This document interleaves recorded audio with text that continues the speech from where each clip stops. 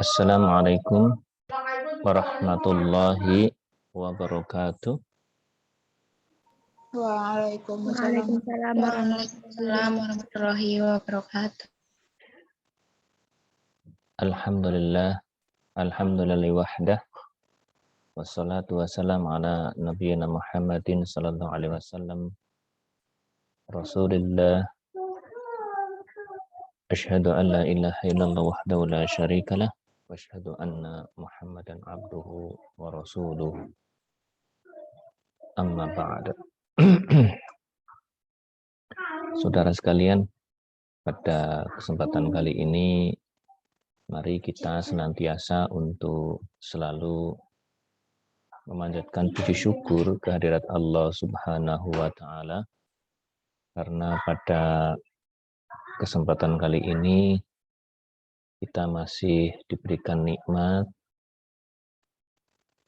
yang luar biasa dari Allah Subhanahu wa taala, dan nikmat yang sangat banyak. Ya, seandainya saudara sekalian suruh menghitung nikmat dari Allah Subhanahu wa taala, saya kira tidak akan bisa menghitungnya. Karena Allah sendiri yang menjamin bahwa wa in ta'uddu nikmatallahi la tuhsyuha. Bahwasanya sungguhnya kalau kalian untuk menghitung nikmat dari Allah, maka tidak akan bisa menghitungnya. Maka pantas kita selalu bersyukur kepada Allah Subhanahu wa taala.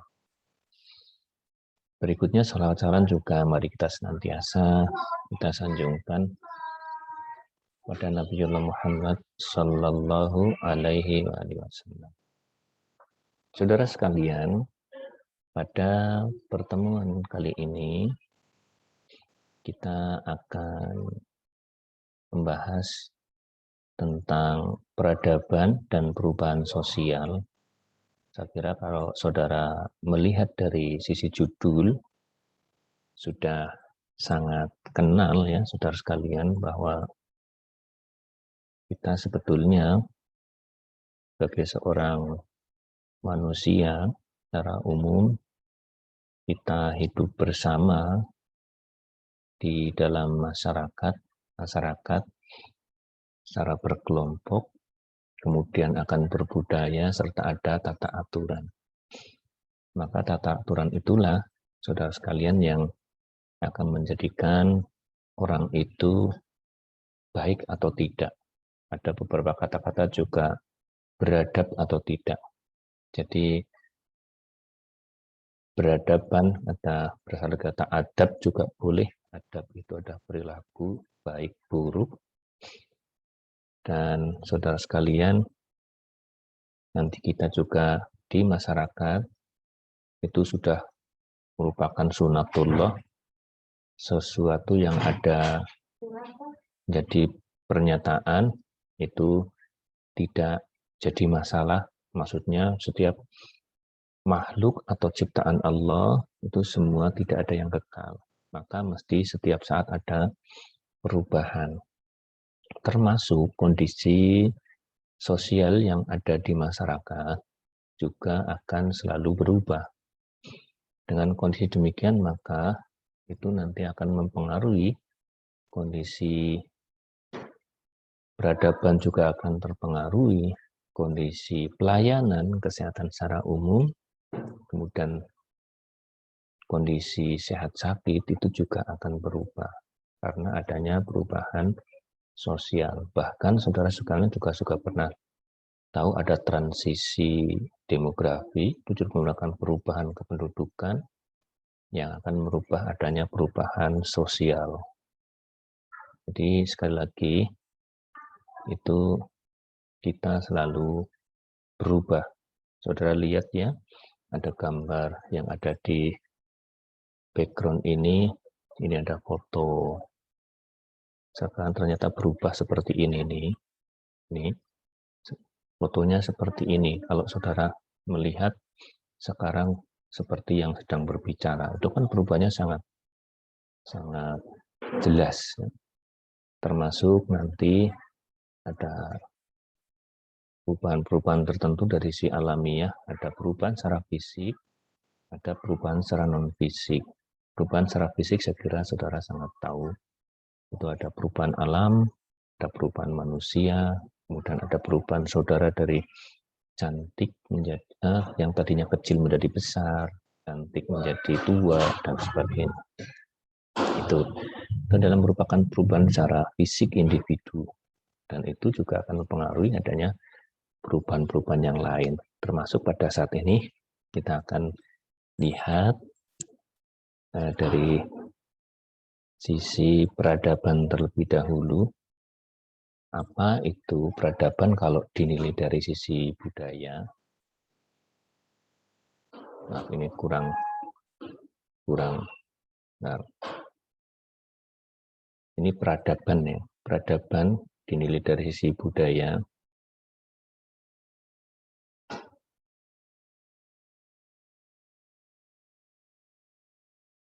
Itu sudah menunjukkan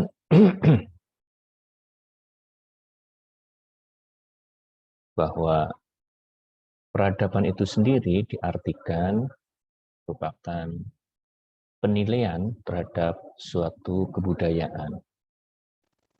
Jadi budaya itu beradab atau tidak beradab, atau kata lain itu peradabannya baik atau buruk, atau peradabannya tradisional atau modern, itu kan merupakan penilaian dari sisi peradaban atau sisi kebudayaan yang ada di tengah masyarakat.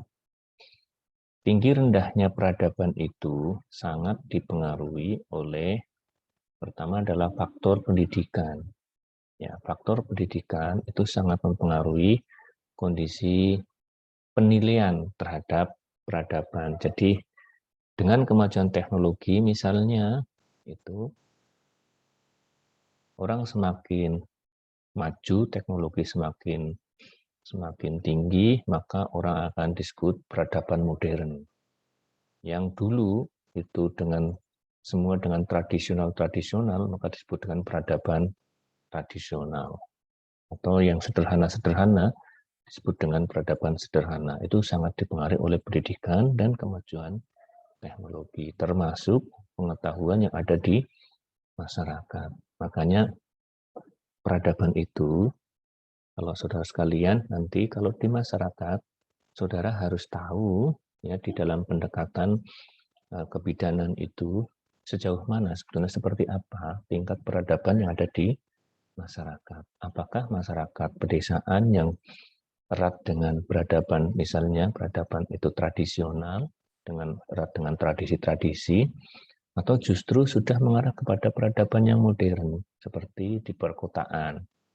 Itu peradabannya peradaban yang serba modern, kemudian juga barangkali nanti ada perbedaan. Perbedaan ada individualistik dan ada tenggang rasa atau gotong royong. Itu adalah merupakan peradaban-peradaban yang perlu nanti saudara kenali yang ada di masyarakat.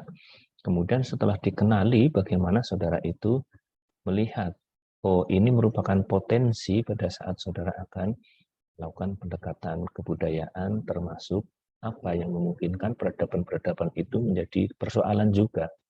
Misalnya ada peradaban yang berkaitan dengan tradisional, nanti erat dengan tradisi-tradisi. Seperti sebelumnya, saat kemarin kita diskusi, ada mitos-mitos yang berkaitan dengan tradisi. Kemudian sudah ada nggak seperti apa pengetahuannya antara mereka dengan kita. Sehingga bisa saja antara pengetahuan dari sisi kesehatan saja mungkin akan berbeda antara mereka dengan kita. Ya, makanya kita lihat dari tingkat peradaban yang ada di masyarakat itu seperti apa. Ini saudara sekalian, manfaatnya kita belajar tentang peradaban. Ya. Makanya nanti begitu saudara memasuki satu wilayah, itu kondisi masyarakatnya seperti apa? Apakah masyarakat tradisional, masyarakat modern, kondisi tertata, teratur, atau justru malah sebaliknya. Begitu saudara sekalian di persoalan peradaban, dan nanti saudara bisa kembangkan tentang persoalan peradaban untuk selanjutnya. Baik, kemudian kondisi di masyarakat secara sosiologis itu juga akan mengalami perubahan yang disebut dengan perubahan sosial. Ya, perubahan sosial itu merupakan proses terjadinya perubahan struktur dan atau ya, bisa saja dan, maksudnya strukturnya saja, atau fungsinya saja, atau semuanya, struktur dan atau fungsi suatu sistem sosial. Misalnya, struktur sosial yang bisa terjadi misalnya ya, yang tadinya desa berbentuk pedesaan, kemudian karena berubah strukturnya menjadi kelurahan. Ya, kalau desa itu kan dipimpin oleh kepala desa, yang kalau kepala desa itu adalah diangkat, dipilih oleh masyarakat. Tapi kalau bentuknya kelurahan, itu sudah ditugaskan oleh pemerintahan daerah. Sehingga lurahnya tidak dipilih langsung. Itu misalnya. Atau sebaliknya ya, ada yang tadinya desa berubah menjadi perkotaan. Daerahnya daerah pertanian berubah menjadi daerah industri. Nah, inilah merupakan perubahan sosial yang bisa nanti, perubahan-perubahan yang seperti itu, saudara perhatikan, ada tidak dampak secara langsung maupun tidak langsung terhadap kehidupan manusia yang menyangkut dengan kesehatan, karena kita itu berbicara tentang masalah sosiologi kesehatan. Ini saudara sekalian perubahan-perubahan dari bentuk perubahan sosial. Kemudian perubahan sosial itu bisa terjadi akibat karena masuknya ide-ide pembaruan. Seperti saya katakan tadi, misalnya dari struktur tadi ya, struktur pemerintahan berubah. Dari ada pemekaran kecamatan, bahkan juga ada penyatuan kecamatan. Karena dinilai apa? Dinilai mungkin lebih efektif, karena sekarang sudah lebih besar, masyarakatnya lebih banyak, maka dikembangkan. Ada struktur pemerintahan. Termasuk misalnya dalam satu kecamatan yang tadinya hanya ada satu puskesmas, tapi karena tingkat target dan cakupannya terlalu tinggi, maksudnya untuk sasaran populasinya sudah banyak, masyarakatnya sudah meningkat banyak, maka bisa jadi puskesmasnya dalam satu kecamatan ditambah menjadi ada puskesmas 1, puskesmas 2. Itu juga merupakan perubahan dari sisi sosial yang menyebabkan adanya perubahan dari sisi pelayanan kesehatan. Termasuk saudara sekalian, ada perubahan dari sisi misalnya ya, dari sisi perubahan tadinya desa ke kota. Desa ke kota itu yang tadinya itu erat dengan persoalan gotong royong, sekarang sudah jadi individual. Atau perubahan juga dari pertanian menjadi industri. Saudara sekalian, itu juga sangat menonjol.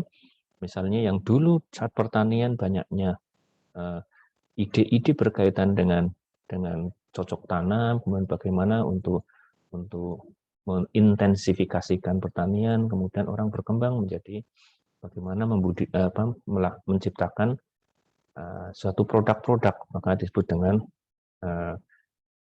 perubahan menjadi tahap industri. Nah, tahap industri itu bisa jadi akan terjadi akibat karena adanya orang yang masuk dari luar, kemudian menawarkan adanya produk yang bisa untuk kemaslahatan masyarakat yang ada di situ. Tetapi ternyata itu bisa saja menjadi perubahan sosial. Perubahan sosial maksudnya itu setelah berubah dari pertanian menjadi industri, saudara sekalian, pada saat pertanian kondisi lingkungan itu masih subur, maka makhluk-makhluk hidup termasuk mikroorganisme itu juga bisa hidup dengan baik. Sehingga pada saat tahap orang itu di masyarakat pertanian atau masyarakat rural itu kalau pertanian itu erat sekali penyakit-penyakit disebabkan oleh mikroorganisme jasatronik atau makhluk hidup. Sehingga pada saat sebelumnya itu misalnya karena di lingkungan itu organisme-organisme masih bisa betah hidup dengan baik, maka itu orang akan mudah terkena penyakit infeksi namanya. Dan bagaimana cara mengatasi? Ya, paling-paling itu diberikan penanganan untuk bagaimana tidak menularkan kepada manusia. Nah, sekarang dengan perubahan menjadi industri juga akan berubah, saudara sekalian, secara budaya dan akan merubah kesehatan. Itu namanya perubahan sosial akan atau sosiologi kesehatan itu akan merubah jadi persoalan kesehatan. Ya. Jadi tadi saya sampaikan ada transisi demografi, perubahan demografi bisa juga menjadi transisi epidemiologi atau perubahan secara epidemiologis kejadian masalah kesehatan. Saya contohkan tadi, pada saat di zaman industri atau berubah menjadi lingkungan industri, maka lingkungan berubah. Yang tadinya subur akan menjadi banyak pencemaran. Karena pencemaran ada banyak zat-zat pencemaran itu yang menyebabkan kadang air juga berubah. Kemudian lingkungan juga berubah karena pencemaran ada pencemaran udara, pencemaran air, dan pencemaran sampah. Ya, itu bisa menyebabkan mikroorganisme pun bisa mati, sehingga akan terjadi adanya perubahan pola penyakit.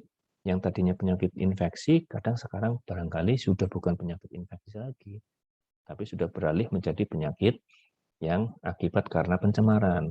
Misalnya ada karsinogenik. Ya, karsinogenik, maka sekarang tidak jarang orang sudah dengar ada penyakit kanker, penyakit tumor, dan sebagainya. Termasuk akibat pencemaran udara misalnya, itu sekarang ada istilah bisinosis, penyakit akibat debu. Terus ada juga asbestosis, penyakit akibat debu asbes. Ada silikosis dan sebagainya.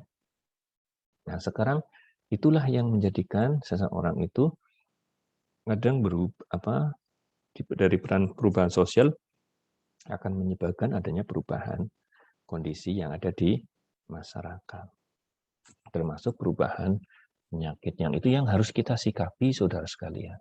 Jadi nanti silahkan dengan tadi adanya kondisi peradaban, kemudian ada peradaban itu berubah, jadi ada perubahan sosial, itu akan membawa dampak tertentu.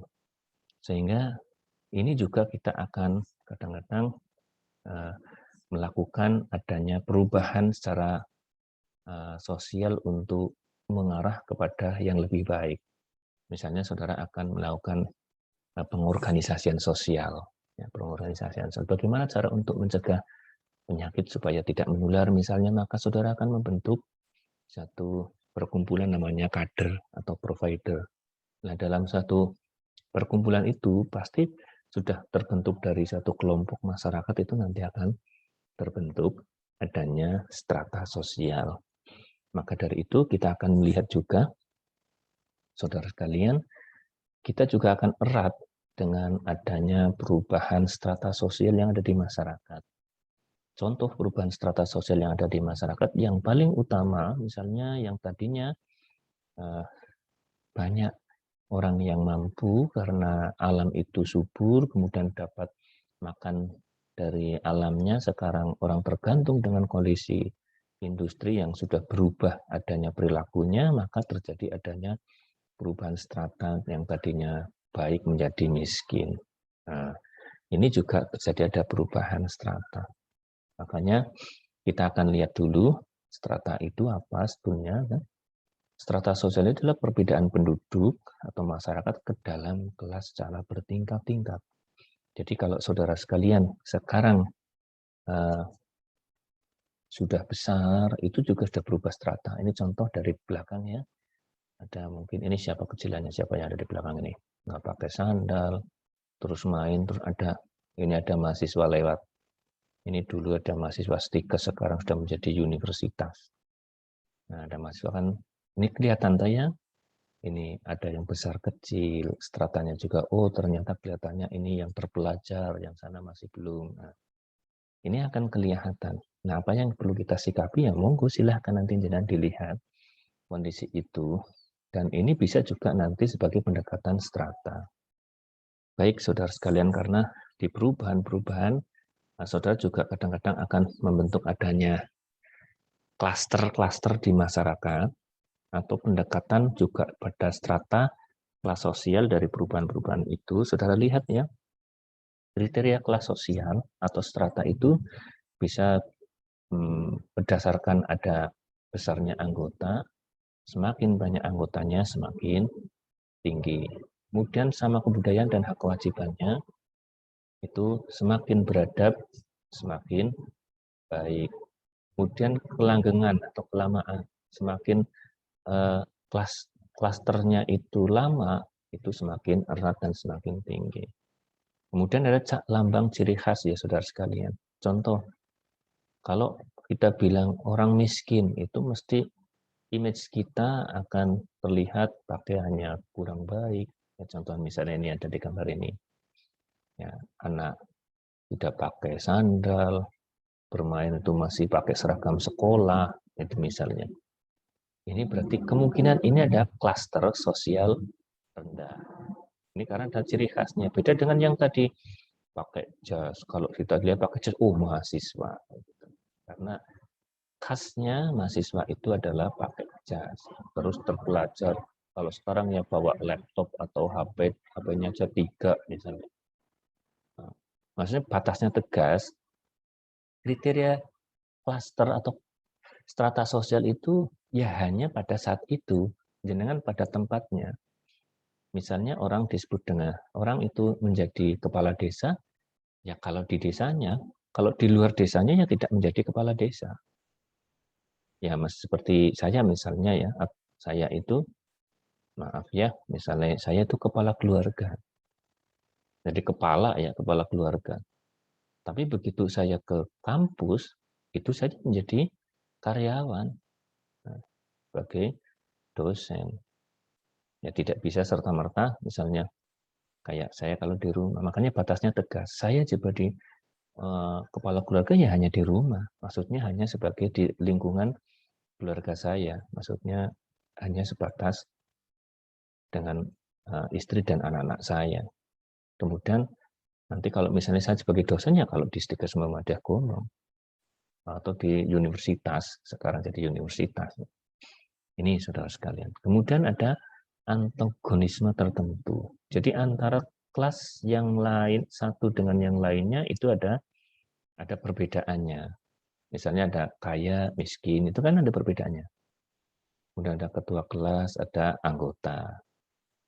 Kemudian ada mahasiswa, ada dosen misalnya. Itu kan sangat jelas perbedaannya. Dan ini sangat mungkin untuk berubah. Ya, sangat mungkin untuk berubah. Ini berubah tempat saja akan jadi berubah, saudara. Jadi perubahan kelas sosial itu bisa hanya jam itu sudah berubah.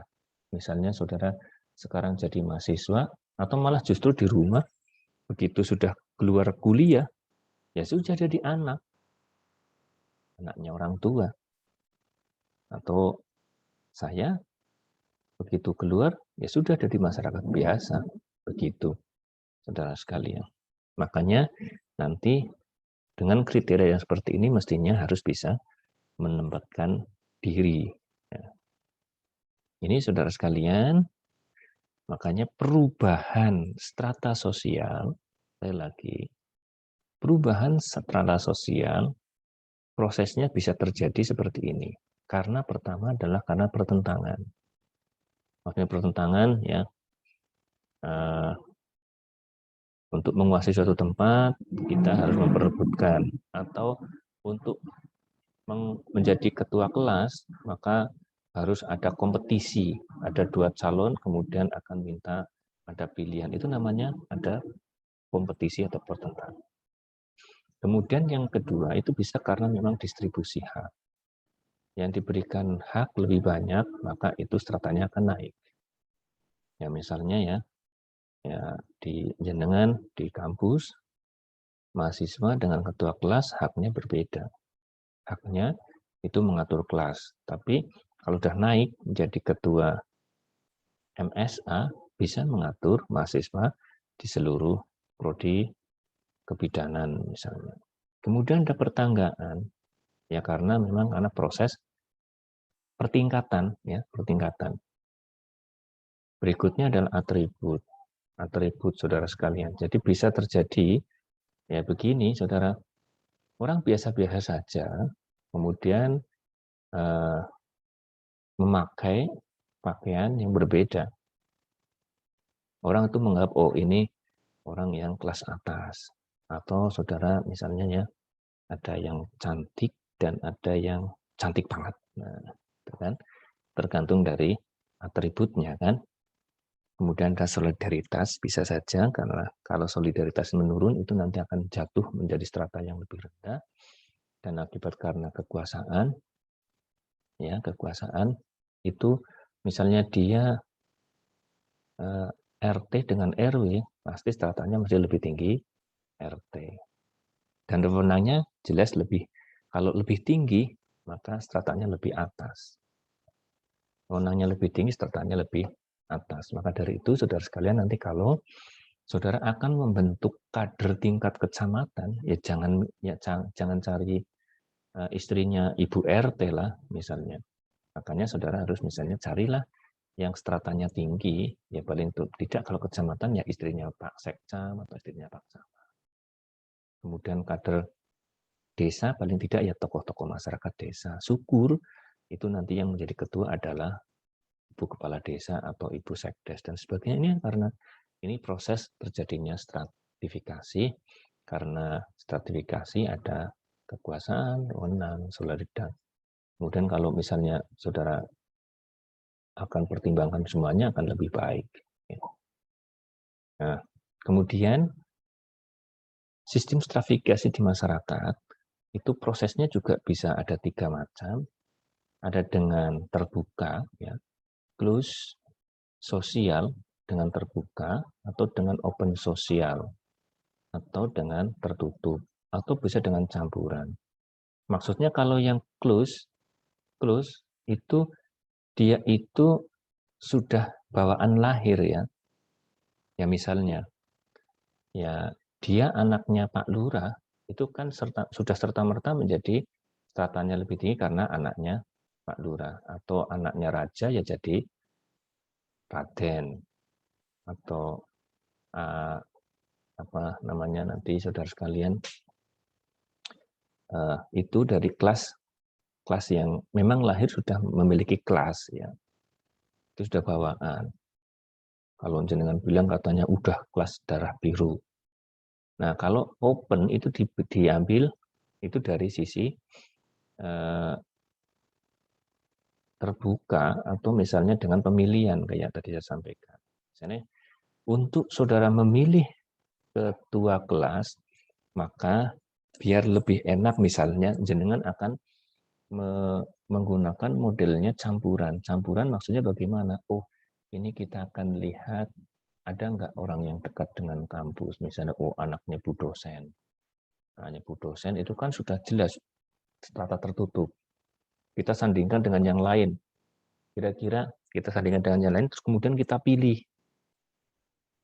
Sudah kita pilih bibitnya, pilih bobotnya, kemudian baru kita sandingkan dengan yang lain, kemudian dipilih yang terbaik.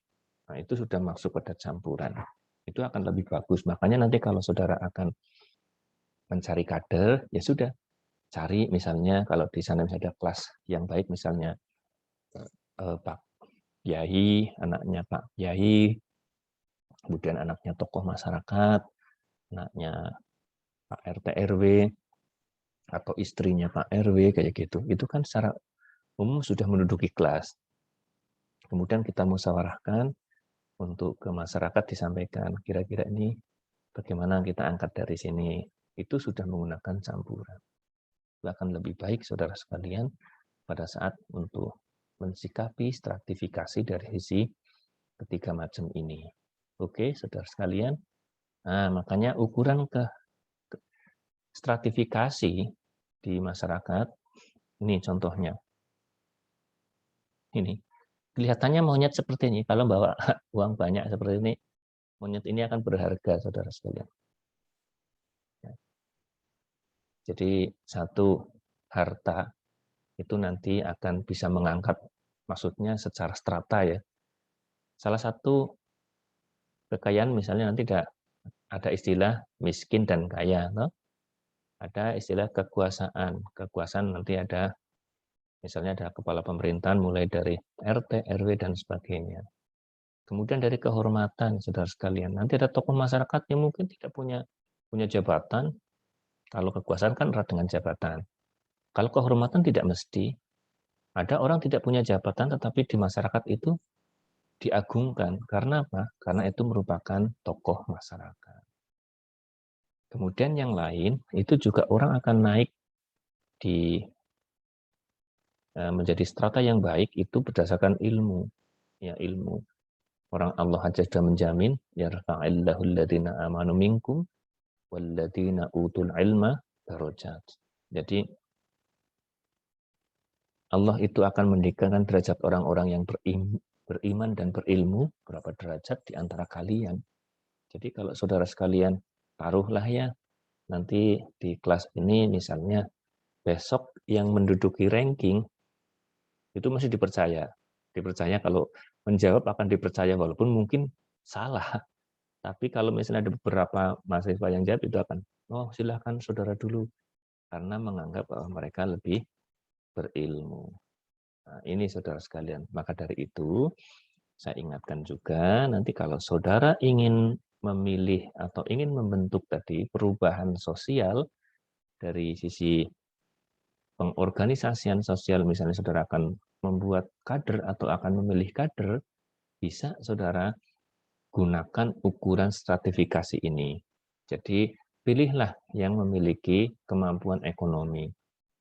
Jangan sampai misalnya kader nanti karena kader adalah merupakan ujung tombak, bahkan ujung tombok, itu orang yang repot dalam ekonomi keluarga. Itu bisa jadi nanti dia itu akan jarang berangkat. Ini, jadi pilihlah yang mampu secara ekonomi kalau ada, kemudian setelah itu yang memiliki kekuasaan. Maksudnya, oke lah kalau di situ ternyata itu ada yang erat dengan, misalnya saudara akan mengambil kader kelurahan, paling tidak ya dia harus mencari dia yang berkuasa, paling tidak bisa mengatasi setingkat kelurahan dan sebagainya, termasuk kehormatan orang yang baik-baik, ya. Orang yang baik termasuk juga kalau memungkinkan pilihlah orang yang memiliki pengetahuan yang cukup. Nah, inilah saudara sekalian manfaatnya saudara kalau belajar tentang perubahan sosial yang saudara juga nanti akan melakukan perubahan-perubahan yang di masyarakat dari sisi perubahan strata misalnya. Oke, saudara sekalian, berikutnya ini ukuran strata, unsur-unsurnya itu akan lahir. Begitu saudara menduduki suatu tingkatan di masyarakat, maka nanti akan lahir ada kedudukan dan role. Jadi saudara akan mendapatkan kedudukan di masyarakat, sekaligus juga akan mendapatkan peran. Nah, seperti ada di gambar ini ya. Jadi misalnya ada kakak, itu kedudukannya sebagai kakak, perannya apa? Ya paling tidak sayang kepada bawahnya. Ada perannya sebagai ibu, bagaimana perannya untuk mengasuh anak-anaknya, dan sebagainya, saudara sekalian. Anak-anak itu perannya apa sebagai anak?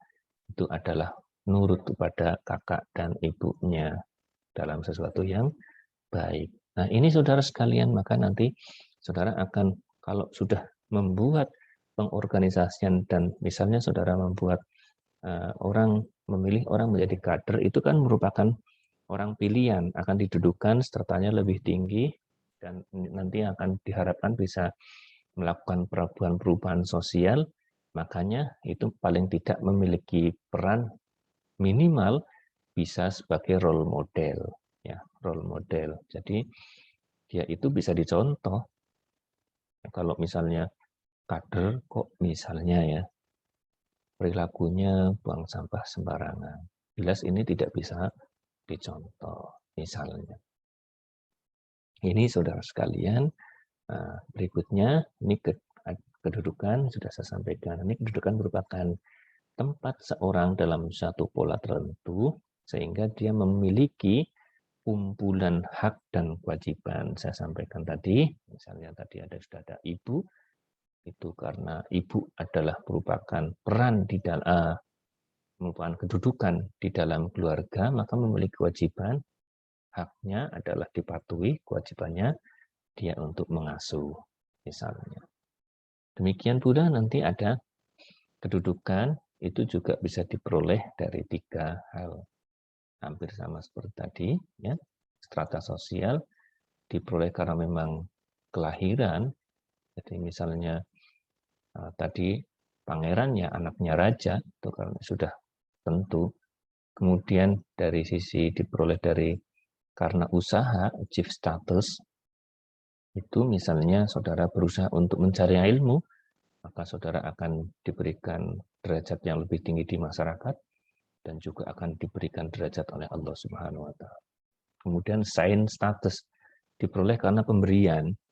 Ya, misalnya ya, saudara sekalian, saudara kenal ada ya, honoris causa, doktor honoris causa. Atau saudara tahu-tahu misalnya di jalan itu menyelamatkan seorang karena heroik, maka saudara memperoleh penghargaan pahlawan. Itu kan diperoleh karena pemberian. Jadi, oh ini seorang pahlawan yang luar biasa. Ini saudara sekalian, jadi ini semua saudara bisa lakukan karena ini bisa untuk penilaian di masyarakat, maksudnya nanti bisa mendudukan, bisa memperingkatkan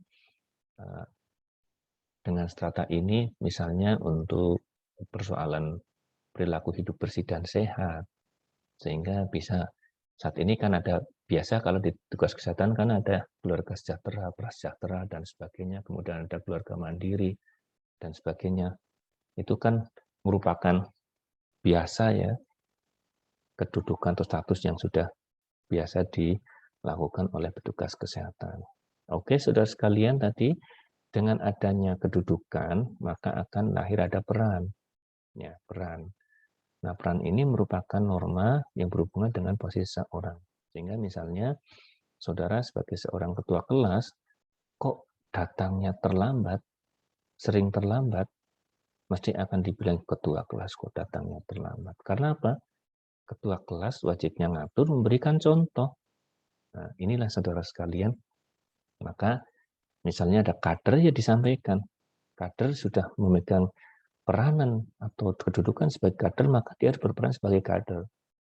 Karena ini bagaimana dia bisa hidup di masyarakat yang penuh dengan kondisi penilaian dari masyarakat.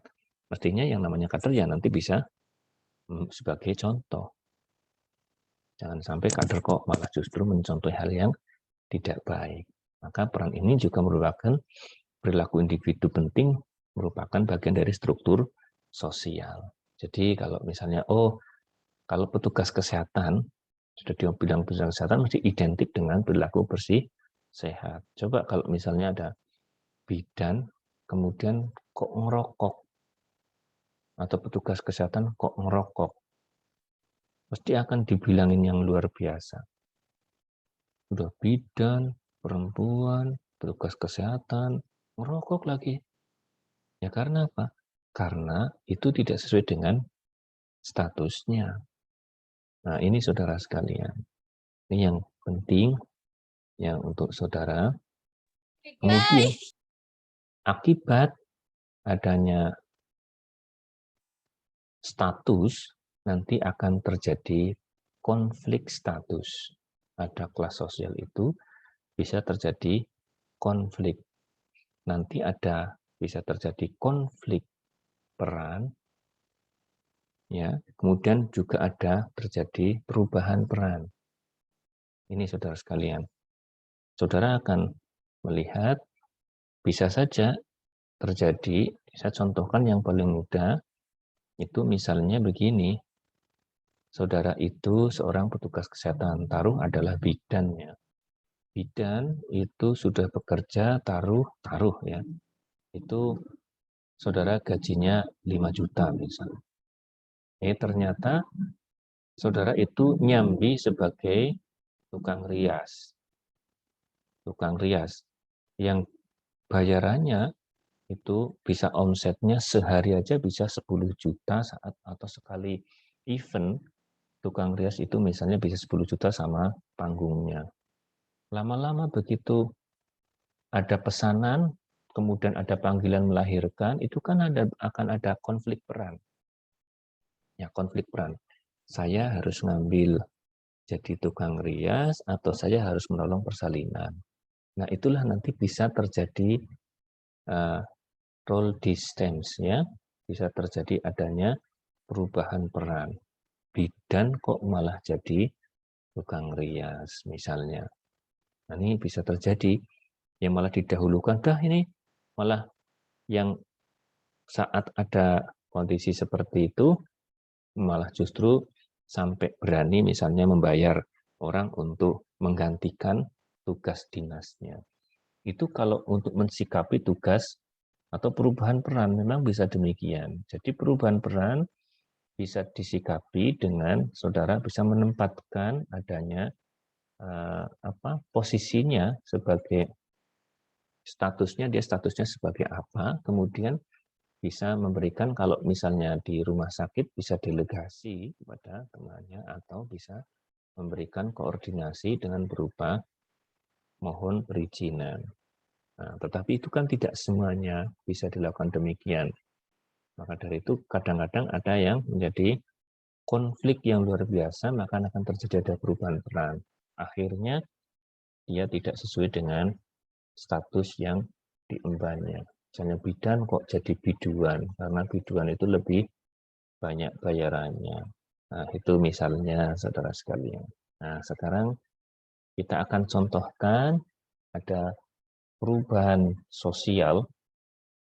Contoh ini, social circle, perubahan-perubahan sosial dari profesi saudara sebagai seorang midwife atau seorang bidan, bisa saja nanti saudara akan berkaitan dengan keluarga, berkaitan dengan dokter, berkaitan dengan pasien, berkaitan dengan petugas kesehatan, dan ahli gizi, tugas laboratorium. Ini kalau ini saudara berperan di pelayanan tatanan klinik.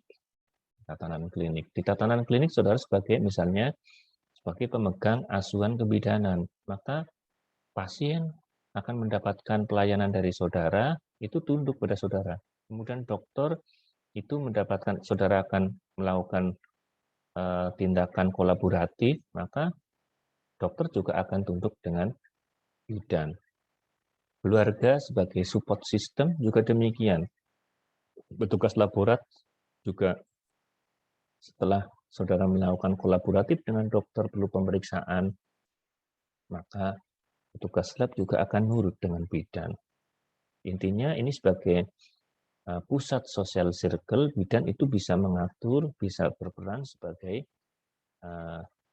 leader, ya, leader di dalam peran sosial, maka saudara bisa ngatur, ya, termasuk kalau membutuhkan ada pemeriksaan radiologi, maka saudara akan konsultasi dengan dokter, kemudian konsultasi dengan petugas radiologi, termasuk dietnya apa, atau makanannya khususnya apa.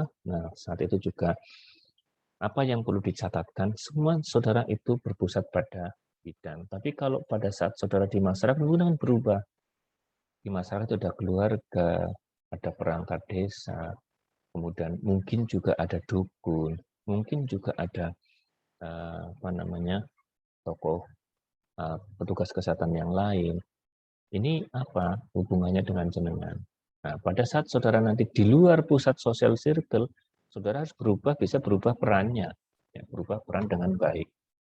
Termasuk kalau nanti saudara sekalian ya di rumah sakit, kemudian bisa tinggal pilih. Saudara misalnya anaknya sakit, harus perlu perawatan saudara sebagai seorang ibu, kemudian saudara harus juga saat itu jaga di rumah sakit atau di tatanan klinik. Apa yang akan saudara pilih? Nah, inilah saudara yang peran yang harus dibagi. Kalau di kesehatan ada istilah delegasi tindakan medik. delegasi tindakan kebidanan, delegasi tindakan petugas militer atau perawat ya keperawatan. Nah, ini bisa saja terjadi karena misalnya dokternya dalam satu ruangan itu satu, beberapa pasien itu tindakan-tindakan didelegasikan sama bidan dan perawat misalnya. Nah, saudara sekalian kalau melakukan tugas delegasi, apa yang saudara lakukan mesti harus, ini yang bertanggung jawab adalah dari yang pemberi delegasi, tetapi saudara juga secara teknis, tanggung jawabnya adalah teknisnya. Tapi kalau secara tanggung jawab di dalam substansi, misalnya, oh obat ini harus diberikan, kenapa diberikan obat ini, tanggung jawabnya adalah di dokter. Kalau sudah diberikan dan resepnya jelas betul, kecuali secara teknis saudara itu melakukan yang keliru, misalnya kok pemberiannya tidak sesuai dengan dosisnya, atau pemberiannya tidak sesuai dengan cara yang tepat, nah itu yang bisa nanti dipersoalkan. Makanya nanti sekali lagi, kembali yang tadi misalnya saudara itu sebagai seorang ibu, juga sebagai seorang bidan yang saat itu anaknya sakit, harus butuh perawatan, kemudian saudara harus melahirkan, apa yang akan saudara perbuat. Nah, sekarang ini perlu dijawab oleh saudara. Siapa yang mau menjawab pertanyaan ini? Mari kita diskusikan bersama-sama. Silahkan bagi yang mau menjawab